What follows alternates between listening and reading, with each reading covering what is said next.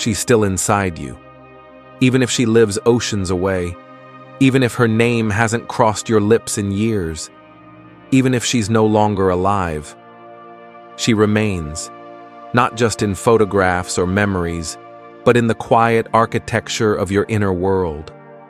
Her voice lingers, not always loud, but always there, whispering through your doubts, shaping your sense of worth, echoing the choices you can't explain. Carl Jung called this the mother complex, a force not born from who she was, but from what she left behind inside you. It isn't about blame. It's about the image of her, the shadow version, etched into your psyche, the one that says, don't speak, don't leave, be good, stay small. And this is the part we never want to face. Healing doesn't begin with letting go of her. It begins when you dare to meet the version of her that lives in your mind. The internal mother, the voice that shaped your silence, the presence that shaped your absence. You see, what wounds us most is not always what happened. It's what we carried from it, unseen, unnamed, still alive in us. This is where the real journey begins, not with fixing the past, but facing the mirror she left inside your soul. Common experience, the wound of the mother. You didn't just inherit her smile, her voice, or the curve of her hands. You inherited her silence, her sorrow, her shame. Long before you could speak, you were already listening. To the things she didn't say. To the moments she flinched. To the sadness behind her eyes she never explained. And somewhere along the way, you began to carry it. Not out of choice, out of love, out of survival, out of a child's instinct to protect what it doesn't understand.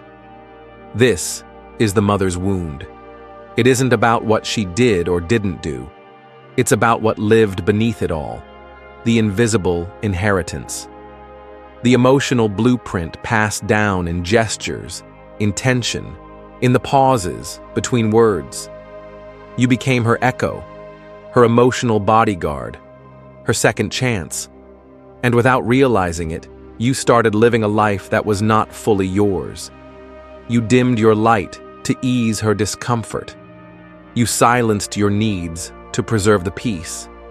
You carried her sorrow like it was sacred, because in a way, it was. This is not about blame. It's about recognition. Because until we name it, we repeat it. Until we face the wound, we keep trying to fix it through others, through love that hurts, through roles that exhaust, through silence that suffocates. The mother's wound doesn't ask for punishment.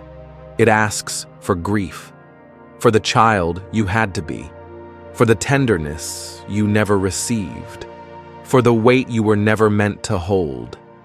And in that grief, there is something sacred, a doorway, a return, a chance to begin again, not as her echo, but as your own voice. The psychological lens, Jung's framework. And so we carry the wound, quietly, instinctively, like it was part of us. But Jung showed us, this wound is not just personal, it is ancient, archetypal. In Jungian psychology, the mother is more than a person. She is a symbol, a force, an eternal image that lives inside every human soul. She is the giver of life, and the one who can take it back. She nourishes, and she consumes. She protects, and she imprisons. Jung called this the paradox of the Great Mother. She appears in myth, in dreams, in the whispers of the unconscious. Not as your mother, but as the mother. The problem begins when we confuse the two. When we see our personal mother only through the eyes of our wounded child, and fail to recognize the archetype moving through her and through us. Then we get trapped. We reenact the same patterns again and again, Not because we are broken, but because the psyche is trying to resolve something it doesn't yet understand. We seek love, but push it away. We crave connection, but fear being seen. We idealize her or demonize her, never realizing we're still looking for her in every partner, every mentor, every mirror we meet. But the archetype is not meant to be escaped. It is meant to be faced, understood, integrated. Because when we finally stop seeing our mother only as a person who hurt us, and start seeing her as a vessel for something older, something woven into the very fabric of the human soul, we begin to loosen the grip. We begin to wake up, not to blame, not to rewrite history, but to reclaim ourselves from the myth we were never meant to live. The hidden pain, fusion, and self-abandonment. And once we begin to see the archetype behind the woman, another truth starts to surface. One even harder to face. It wasn't just pain we carried, it was fusion. Somewhere deep inside, love became entangled with sacrifice. Closeness became control, and our sense of self, quietly, began to dissolve. This is the hidden pain. The child doesn't know it's happening. She only knows that being close to mother feels safe, and being separate feels wrong. So she stays close, even if it costs her everything. When maternal love becomes possession, autonomy feels like betrayal. To pull away is to wound her. To grow is to abandon her. To choose yourself feels like you're choosing against her. And so you stay small. You edit yourself. You hold your breath. The shadow mother, Jung's devouring face of the archetype, isn't always cruel in appearance. She often hides behind care, concern, even softness. I just want what's best for you. You'll understand when you're older. But beneath the words lies something deeper, a fear of being left behind, a need to be needed, a demand for loyalty disguised as love. And in response, the child makes a silent vow. I won't leave. I won't be disappointed. I'll become what you need. And that's when the real abandonment begins. Not of her, of yourself. The dreams that feel too risky. The voice that sounds too loud. The truth that might disrupt the bond. All pushed down, buried, silenced. You learn to love by disappearing. You learn to belong by betraying yourself. And the saddest part? You think this is normal. You think this is love. But it's not love. It's fusion. And it leaves the soul gasping for breath in its own life. To heal, we must first name this loss. The quiet, invisible disappearance of the self in the name of staying connected. And in naming it, we take our first step back to wholeness. Breakthrough. Separation as sacred rebirth. But how do you reclaim what's been abandoned? How do you find yourself when the only way you've known love was by disappearing? Carl Jung called it individuation, the second birth. The first one brought your body into the world. The second brings your soul back to you. And this birth doesn't happen in hospitals. It happens in silence, in grief, in the terrifying freedom of finally stepping away from the role you were never meant to keep playing. It feels like betrayal. It feels like death. Because to the inner child, leaving her feels like losing everything. You're not just walking away from her voice. You're walking away from the version of you that survived by obeying it. That's why this part of the journey feels so hard. It shakes the foundation. It unravels the loyalty that once kept you safe. But here's the truth. Your soul already knows. This isn't rebellion. It's return. This is not the rage of a child breaking free. It's the reverence of an adult choosing to be whole. It's not about cutting ties. It's about cutting illusions. That your worth depends on her approval. That your voice must be small to keep the peace. That freedom means betrayal. It doesn't. Freedom means truth. And truth, no matter how quiet, always finds its way back home. So yes, this separation is sacred. It's not an act of violence. It's an act of devotion to life, to soul, to the self that was buried but never broken.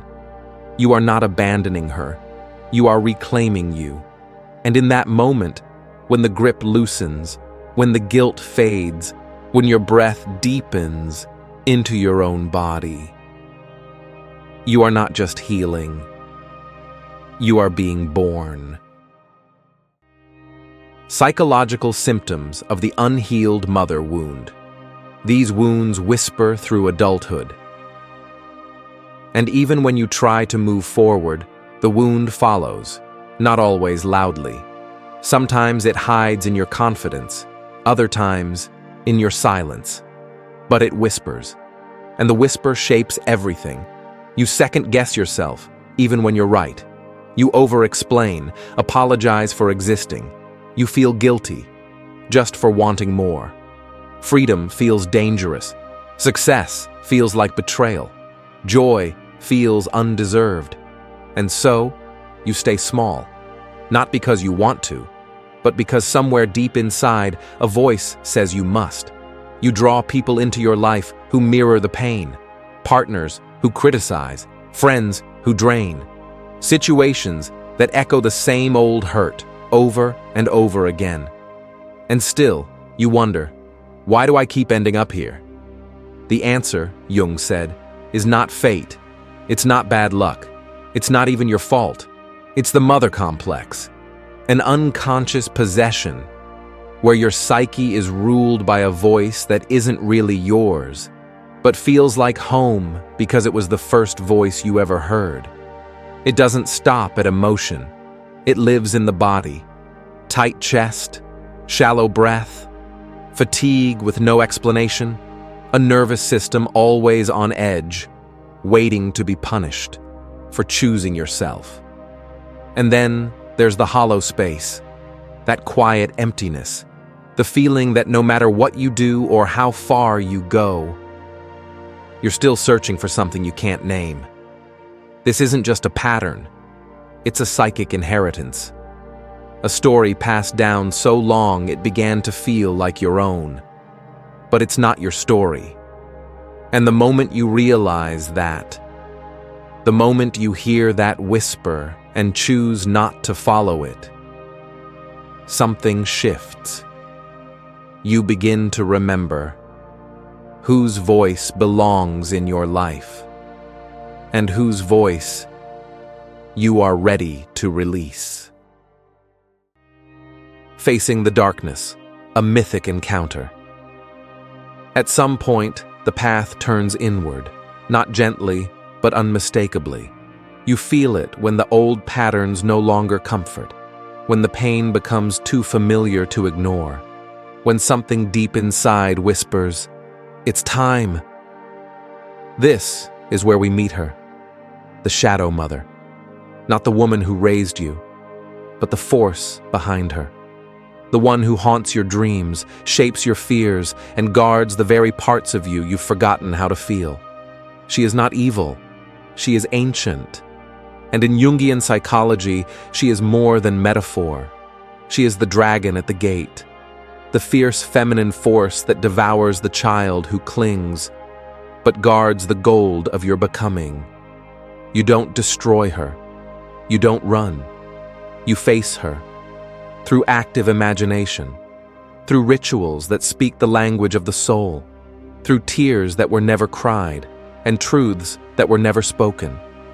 You enter the negredo, the sacred blackening, a symbolic descent, not a breakdown, but a breaking open. Grief that feels bottomless, rage that makes your hands shake, memories that rise like ghosts, not to haunt, but to be healed.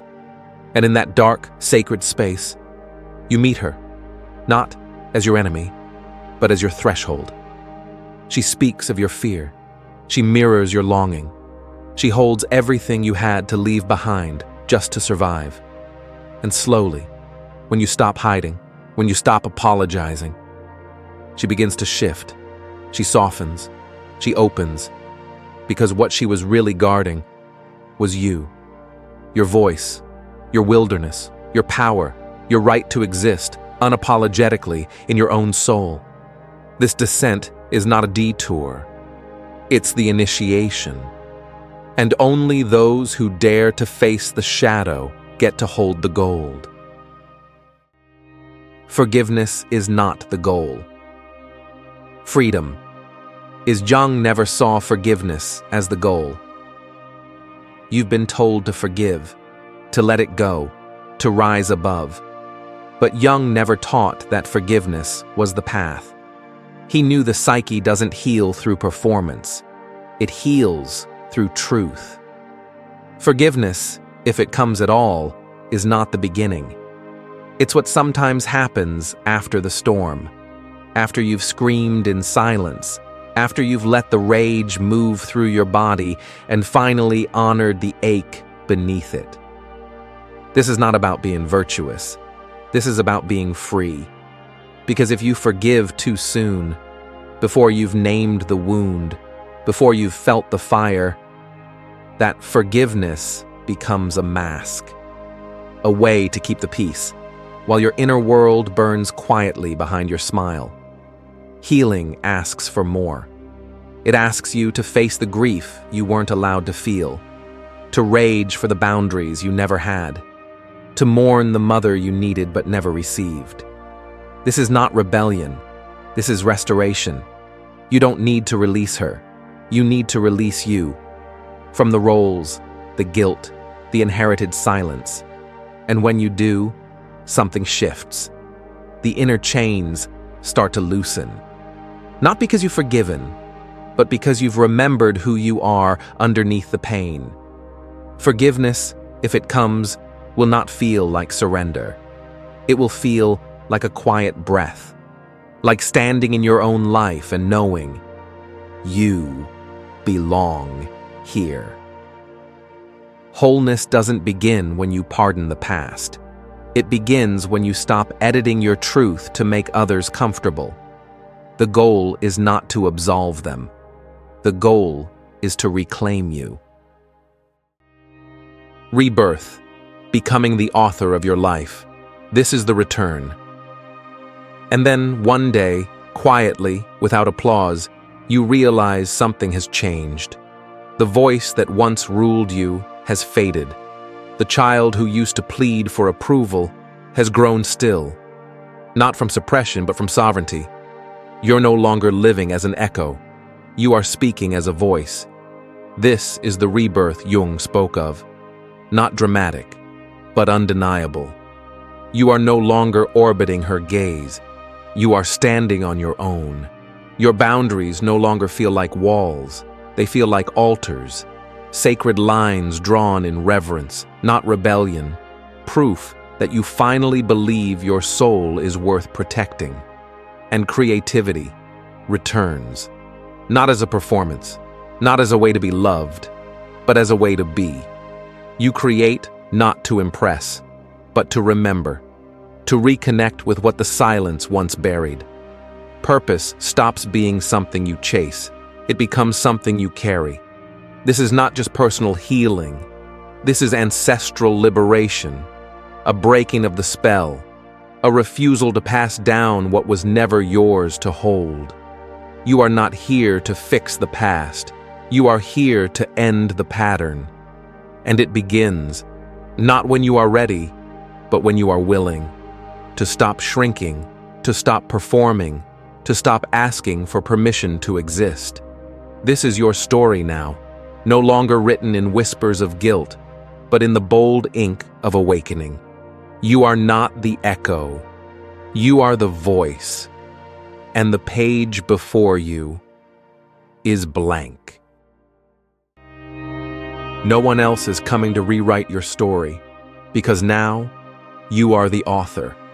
not the child waiting to be chosen, not the voice echoing someone else's pain, but the soul, sovereign, awake, whole.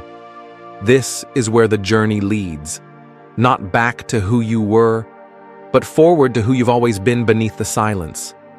Let your most sacred relationship be the one you hold with yourself. Speak gently there. Set fire to old lies. Build a home from truth. Because from that inner wholeness, real love begins. Real purpose takes root. And real freedom finally breathes. This is not a return to the past. It is a return to you, the one who was never broken, only buried. And now, you rise. If this message stirred something within you, don't let it fade. Leave a comment. Share your truth. Your voice may be the sign someone else is silently searching for. And if someone in your life is carrying the invisible weight of a mother wound, send them this video. Because real love doesn't ask us to shrink. And freedom begins the moment we dare to face what we were told to forget.